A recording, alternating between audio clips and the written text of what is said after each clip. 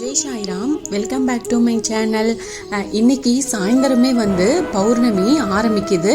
இன்னைக்கும் நாளைக்கும் நான் பாபா வழிபாடு பற்றி, குரு பூர்ணிமா பற்றி நான் ஆல்ரெடி பதிவில் கொடுத்துருக்கேன். ஆனால் அதில் ஒரு சிலது நான் விட்டுட்டேன்.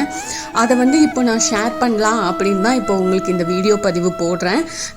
ப்ளீஸ் எல்லோரும் எனக்கு சப்போர்ட் பண்ணுங்கள், லைக் பண்ணுங்கள், ஷேர் பண்ணுங்கள், கமெண்ட் பண்ணுங்கள், மறக்காமல் சப்ஸ்கிரைப் பண்ணுங்கள், பெல் ஐக்கானை கிளிக் பண்ணுங்கள். அதாவது நம்ம முன்வினை நீக்கும் குருநாதனோட தரிசனம் தான் இந்த குரு பூர்ணிமா. நம்ம துன்பங்களுக்கு காரணம் நம் முன்வினை செய்த பயன்கள் அப்படிங்கிறது தான் நம்பிக்கை. துன்பங்கள் அனைத்தும் குருவருளால் விலகும் அப்படின்னு சொல்வாங்க. பொதுவாக வினைகளை அழிக்க முடியாது, அதை அனுபவித்து தான் நாம் அதை கடந்து போகணும் அப்படிங்கிறது தான் விதி. அதாவது நீங்கள் மகா பெரியவா, அதுக்கப்புறம் ராகவேந்திரர், பாபா, ரமண மகரிஷி, இவங்க யாரை நீங்கள் வழிபாடு செய்கிறவங்களா இருந்தாலும் நீங்கள் இந்த குரு பூர்ணிமாவை தவறாமல் வழிபாடு செய்யுங்க.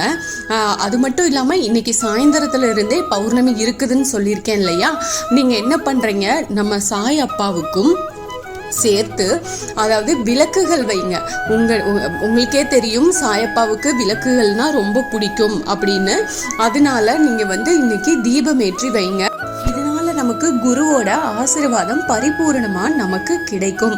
அதனால வீட்டுக்கு வெளியில வாசல்ல நீங்க 2 தீபமோ இல்ல 5 உங்களால எவ்வளவு முடியுமோ அவ்வளவு தீபங்கள் கண்டிப்பா ஏத்துங்க.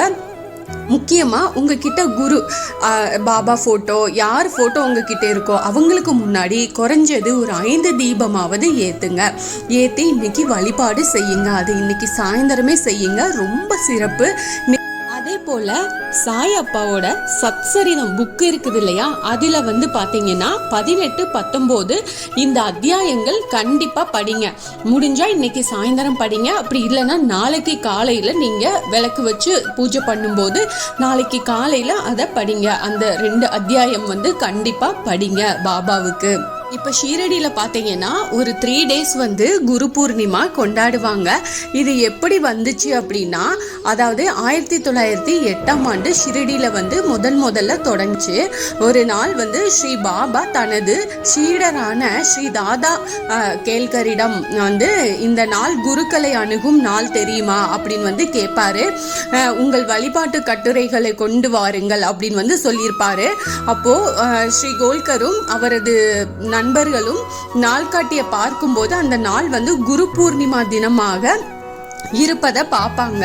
அவர்கள் ஸ்ரீ சாய் பாபாவை தங்கள் குருவாக வணங்க தொடங்கினாங்க. இந்த வழக்கம் தான் இன்னைக்கு வரைக்கும் ஸ்ரீடியில மட்டும் இல்லாம இந்த உலகம் முழுவதுமே ஸ்ரீ சாய்க்கு பிரார்த்தனை செய்யப்பட்டு இந்த குரு பூர்ணிமாவை கொண்டாடிட்டு வர்றாங்க. அவ்வளவு சிறப்பு வாய்ந்தது இந்த குரு பூர்ணிமா. இந்த குரு பூர்ணிமா என்பது பகவான் ஸ்ரீ சாய் பாபாவுக்கு குரு பூஜை செய்வதன் மூலம் பக்தர்களால் கொண்டாடப்படுற ஒரு விஷயம். ஒவ்வொரு சாய் பக்தரும் வீட்டிலேயே சாய் குரு பூஜையை, அதாவது பிரார்த்தனையை கண்டிப்பா செய்யணும். அல்லது சாய் குரு பூஜையில் நாம போய் கலந்துக்கலாம். கோயில்ல போய் கூட கலந்துக்கலாம்.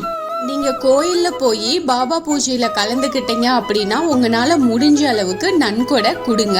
அப்படி இல்லைன்னா நீங்கள் என்ன பண்ணுறீங்கன்னா உங்களால் எவ்வளோ முடியுமோ அவ்வளவுக்கு அன்னதானம் கொடுங்க. கண்டிப்பாக உங்கள் கர்ம வினை போகும். ரொம்ப நல்லது. உங்களுக்கு எந்த ஒரு பிரச்சனையாக இருந்தாலும் அது கண்டிப்பாக சாயப்பா தீர்த்து வைப்பார். நீங்கள் நாளைக்கு கண்டிப்பாக உங்களால் முடிஞ்ச வரைக்கும் பாபா கோயிலுக்கு போய் பஜனையில் கலந்துக்கோங்க.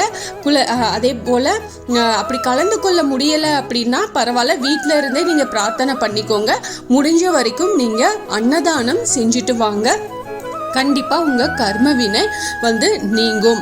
நீங்க சாய் நாமத்தை திரும்ப திரும்ப சொல்றதுனால உங்களுக்கு நீங்க கேட்குற வரம் கண்டிப்பா கிடைக்கும். உங்களுக்கு ஒரு மன அமைதியும் கிடைக்கும். அதனால உங்களால முடிஞ்ச வரைக்கும் தர்மங்கள் பண்ணுங்க, தான தர்மம் பண்ணுங்க. நல்லபடியா நீங்க போய் கோயில்ல போய் வேண்டிட்டு வந்துக்கோங்க. Thank you friends. இவ்வளவுதான் நான் இதை சொல்லணும்னு நினச்சேன், நேற்று வந்து கொஞ்சம் சொல்ல முடியலை. அதனால தான் நான் இப்போ இந்த பதிவு வந்து நான் போட்டேன். கண்டிப்பாக விளக்கேற்றி வையுங்க சாயப்பாவுக்கு. இன்னைக்கு சாயந்தரத்துலேருந்தே சாயப்பாவுக்கு விளக்கேற்றி வச்சு பிரார்த்தனை பண்ணுங்க.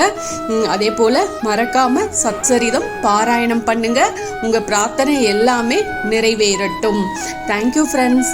என்னோட சேனலுக்கு தொடர்ந்து சப்போர்ட் பண்ணுங்கள், லைக் பண்ணுங்கள், ஷேர் பண்ணுங்கள், கமெண்ட் பண்ணுங்கள். ப்ளீஸ் மறக்காமல் சப்ஸ்கிரைப் பண்ணுங்கள், பெல் ஐக்கானை கிளிக் பண்ணுங்கள். மீண்டும் அடுத்த பதிவில் சந்திப்போம்.